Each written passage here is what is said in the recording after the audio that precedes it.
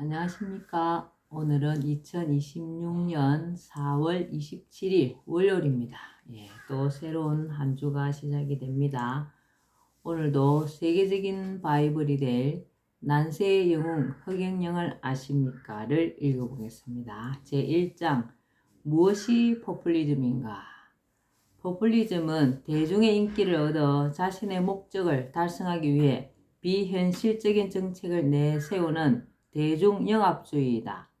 목적을 달성할 수 있는 현실적인 대책이 있는 방안에 포퓰리즘이라는 딱지를 붙이면 안 된다. 선진국 대한민국에 사는 후진국 국민들, 부자 나라에서 고통받는 사람들, 현재 우리나라의 경제 규모는 세계 10위권이며 국민 1인당 소득인 국민 총생산 GNP는 3만 불을 웃돈다. 세계에서 GNP가 1만 불 이상인 나라는 60여 개국에 불과하고 200여 개국은 1만 불이 채 되지 않으며 이 중 150여 개 나라는 5천 불도 채 되지 않는다. 우리나라 경제 수준이 얼마나 높은지 짐작할 수 있다. 그런데 우리 국민이 피부로 느끼는 경제 수준이 우리나라 경제 규모나 수준에 걸맞은 정도가 되고 있는지는 별개의 문제이다. 우리 국민이 느끼는 것과 우리 국가의 경제 규모 사이에 상당한 갭이 있는 것은 우리 국민이 더 잘 알고 있으리라 생각한다. 물론 일부 상류층에서는 국가 경제 수준 이상의 선진국 수준으로 생활하는 사람들도 있다. 그러나 중산층이나 서민들이 느끼는 체감 경제 수준은 거기에 훨씬 못 미치는 것이 현실이다. 우리 경제 수준에 맞는 생활 정도라면 내 집에 살면서 걱정 없이 아이를 낳아 교육시키고 문화생활도 즐길 정도 여유가 있어야 한다.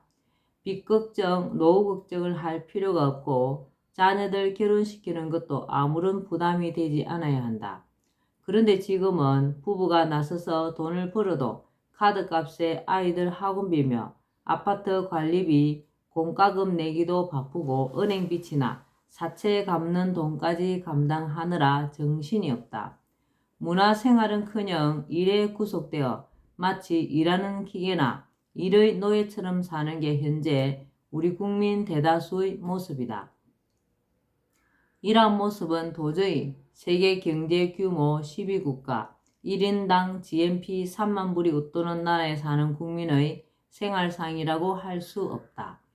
예전에는 국가 자체가 가난해서 모든 국민이 보릿고개를 넘기는 생활을 한 적도 있었다. 그러나 이후 탁월한 지도자와 국민의 단결과 노력으로 국가가 한창 발전할 때는 열심히 일만 하면 집이 없는 상태에서도 금방 전셋집을 얻고 내 집 장만도 수월하게 할 수 있었다. 그리고 아이들을 교육시키는 것도 마음 먹고 열심히 노력만 하면 얼마든지 가능했다. 청년 취업이 사회 문제가 될 정도로 어렵지 않았다. 그런데 지금은 어느 것 하나 수월한 것이 없다. 젊은이들이 학교를 졸업하고 사회에 나가려고 보면 사방이 꽉 막혀 출구가 보이지 않는다. 바늘 구멍만한 출구를 향해 온갖 스펙을 쌓으며 치열한 경쟁을 벌이지만 그 출구를 통과하기란 하늘의 별 따기다. 학자금 대출 받는 것을 갚지 못해 제2금융권 대출까지 받아가며 신용불량자가 되지 않으려고 몸부림치지만 결국 신용불량자로 전락하는 경우도 적지 않다. 취업을 한 사람도 어렵기는 마찬가지다. 결혼하려면 전셋집이라도 마련해야 하는데 전셋값이 천정부지로 치솟는다. 월급만 가지고는 집 사는 것은 말할 것도 없고 전셋집 구하기도 힘들다. 사정이 이러하다 보니 지금 이 사회에는 젊은이들의 취업 포기, 연애 포기, 결혼 포기, 출산 포기, 내 집 마련 포기, 대인관계 포기라는 6가지 포기가 일상화되어 있다. 취업이 안 되니 연애나 결혼은 꿈도 꿀 수 없고 결혼이 안 되니 아이를 낳을 수도 없고 내 집 마련은 그야말로 그림의 떡이다. 직장을 얻고 결혼을 한 사람도 불확실한 미래와 먹고 살기 힘든 치열한 경쟁 사회에서 불안하기는 마찬가지이다. 아이 낳기가 겁이나 단둘이 사는 부부가 부지기수다. 당장 육아에 드는 돈도 문제지만 아이가 행복하게 자라서 취업하고 결혼하고 잘 살 수 있을지 자신할 수도 없고 어느 것 하나 쉽지 않은 이 사회에 아이를 낳아 내보낸다는 자체가 무책임하게 느껴지기 때문이다. 거기에 맞벌이를 하지 않으면 가정 경제가 유지되기 힘든 사회 경제 구조나 변해버린 젊은이들의 의식도 아이 낳는 것을 꺼리게 되는 한 원인이다. 중장년은 중장년대로 힘이 들기는 마찬가지다. 중장년이 되어도 전셋집을 전전하거나 간신히 집을 마련한 사람도 집을 사면서 빚을 내지 않은 사람이 드물다.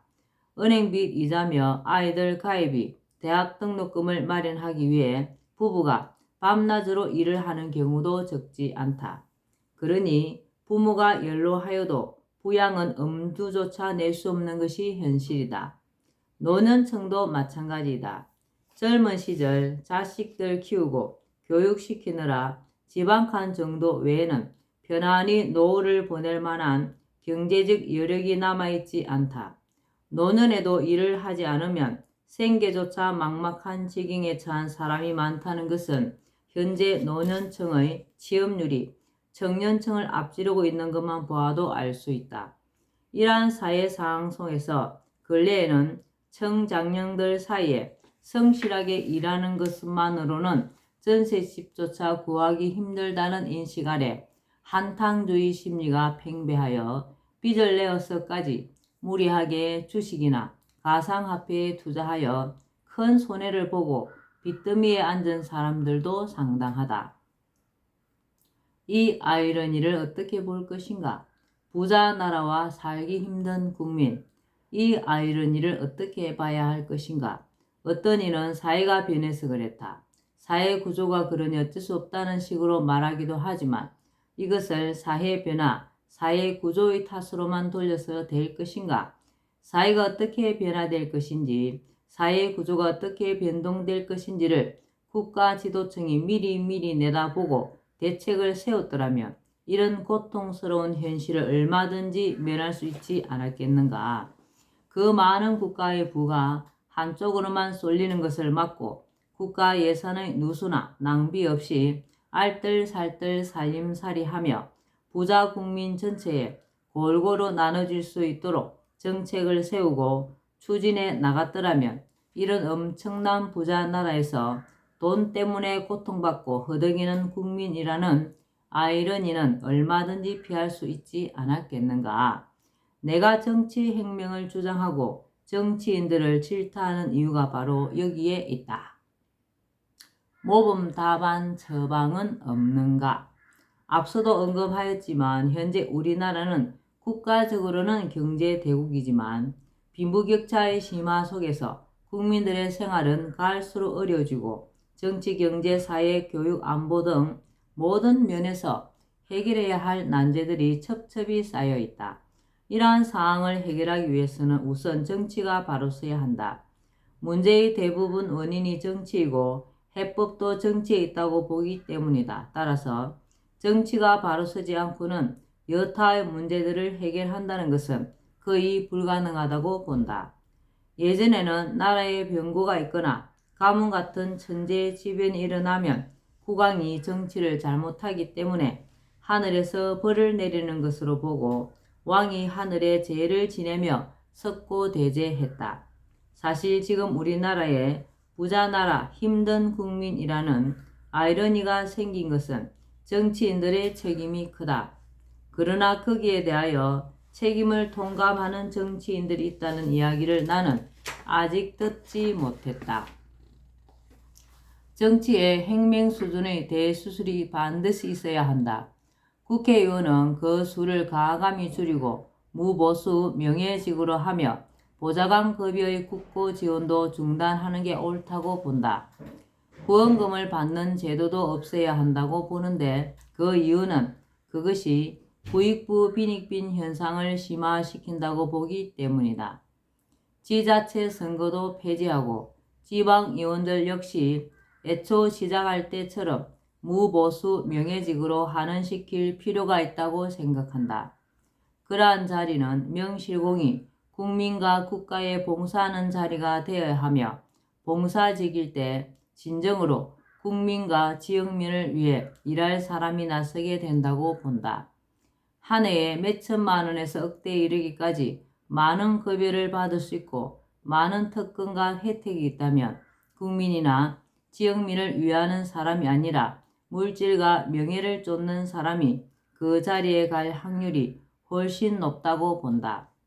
국민은 안중에도 없고 당리당략에 따라 자신들의 이익 추구에 골몰하는 패거리 정치의 온상인 정당을 없애고 국회의원이 되고자 하는 사람들은 어디에 소속됨 없이 국민이나 지역민을 위해 소신껏 일할 수 있도록 해야 한다고 생각한다. 정치인들이 정당에 소속되는 한 정당의 방침에 따르지 않을 수 없고 결국 당리당략이 우선시되어 국민이나 지역민을 위해 무엇을 어떻게 하겠다든 애초의 소신은 지키기가 어렵기 때문이다. 이렇게 정치를 바꾸어 간다면 봉사정신이 투철한 사람들이 국민을 위해 일하게 되고 불필요하게 들어가던 예산이 줄어 민생을 위한 정책에 더 많은 예산을 투입할 수도 있다. 또 정당 정치를 없앰으로써 당파 싸움과 다를 바 없는 지긋지긋한 정쟁이 없어져 좌우 이념의 국민 분열과 대립이 종식되고 국가와 국민을 위한 법안 마련이나 정책 개발에 더욱 매진하여 민생을 비롯한 국가적 난제 해결에 집중할 수 있다. 정치는 나라 살림을 하는 것이다. 살림을 하는 데는 나라의 주인인 국민의 생활, 민생이 중심이 되어야 한다. 정치인들은 그 무엇보다도 민생 살리기에 집중해야 한다. 정치인들은 민생 살리기에 집중해야 한다. 민생이 날로 어려워지는 원인 중 하나는 부익부 빈익빈 현상이다. 국가는 선진국, 국민은 후진국이라는 아이러니가 생기게 되는 주요 요인이 빈부격차의 심화이다. 첨단 산업이 발달할수록 이러한 현상은 더욱 심해질 수 있다.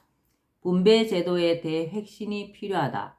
가장 좋은 분배 제도는 재원 마련 정책이 함께 추진되고 거의 모든 국민이 혜택을 받을 수 있는 국가혁명당의 국민배당금 방안과 같은 것이다. 무리 없이 전 국민을 중산층 이상으로 올려놓을 수 있고 경제를 더욱 발전시킬 수 있는 방안이기 때문이다. 국가로부터 매달 받는 돈 말고도 각자 일을 하여 버는 돈이 또 있으므로 국민들은 안정적이고 여유로운 생활을 할 수 있다.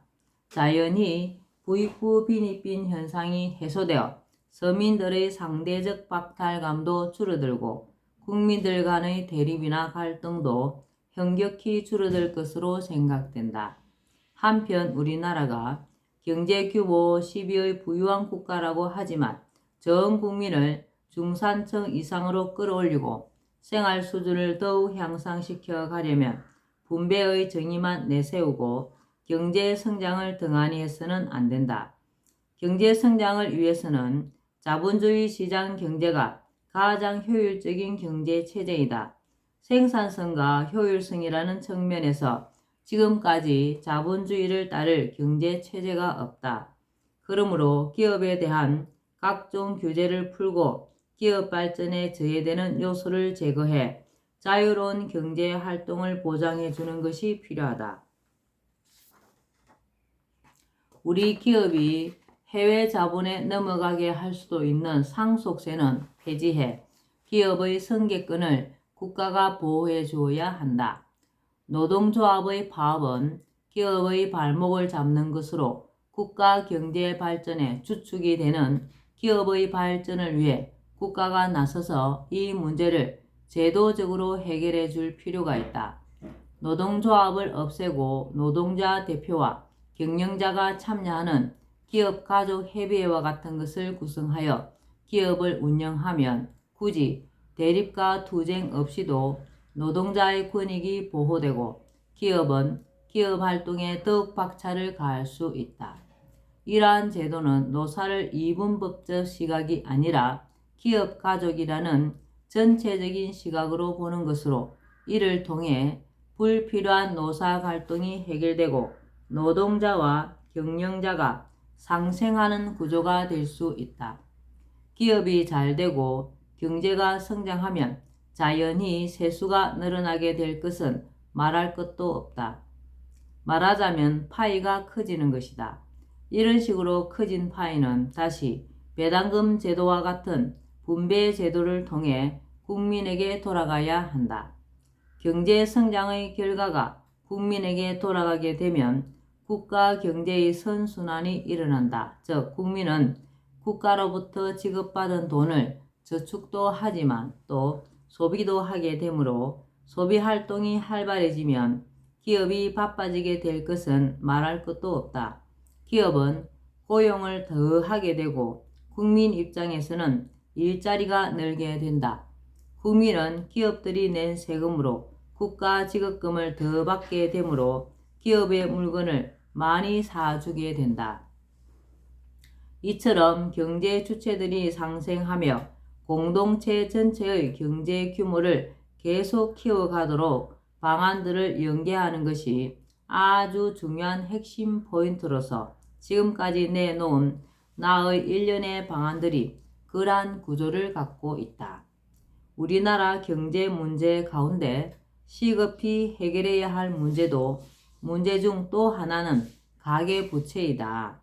2021년 1분기 말 기준 우리나라 가계부채는 1760조 원을 넘어 GDP 대비 가계부채율이 97.9%로 한 해 전 국민이 생산한 모든 것을 합한 것과 맞먹을 정도로 되었다는 것은 앞서도 언급하였지만 이것은 보통 심각한 문제가 아니다.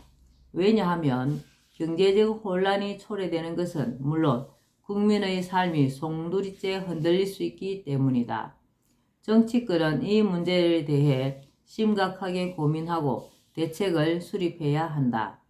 국민을 빚을 지게 된 데에는 개인의 책임 이전에 국가의 정책이 책임에 있다는 사실을 명심해야 한다. 따라서 국가는 가계부채로 인해 발생할 수 있는 사회 경제적 어려움을 사전에 예방하고 국가의 실책에 책임을 지는 차원에서 한 번 정도는 국가가 가계부채를 탕감해 줄 필요가 있다. 한국은행이 발권력을 통해 국채를 매입하고 양적 완화를 함으로써 가계부채를 국가부채로 전환시키면 가계부채에 따른 문제는 거의 해결될 수 있다. 물론 가계부채는 은행빚뿐 아니라 사채도 포함된 것이다.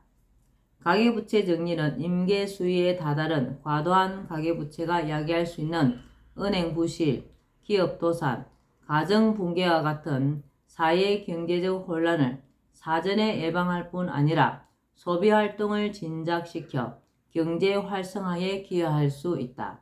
주로 초금리 상태에서 경기를 활성화하기 위해 행하는 양적 완화는 이미 미국이나 일본에서도 시행한 적이 있다. 일본이 양적 완화를 골자로 하는 아베노믹스로 오랜 경기 침체를 극복하고 어느 정도 소기의 목적을 달성한 것은 우리에게도 잘 알려져 있다. 한편 부채를 갚지 못해 이미 신용불량자가 된 사람들에게는 국가에서 단 1회에 한 해 20년 정도 무이자 무담보대출을 지원하여 재기할 수 있도록 하면 그들이 고통에서 벗어나고 국민 통합 효과도 있을 것으로 생각한다. 네. 오늘은 여기까지만 읽겠습니다. 오늘도 허경영을 많이 부르고 알려서 하늘의 복을 짓는 행복하고 뜻깊은 하루 되시기 바랍니다. 감사합니다. 허경영.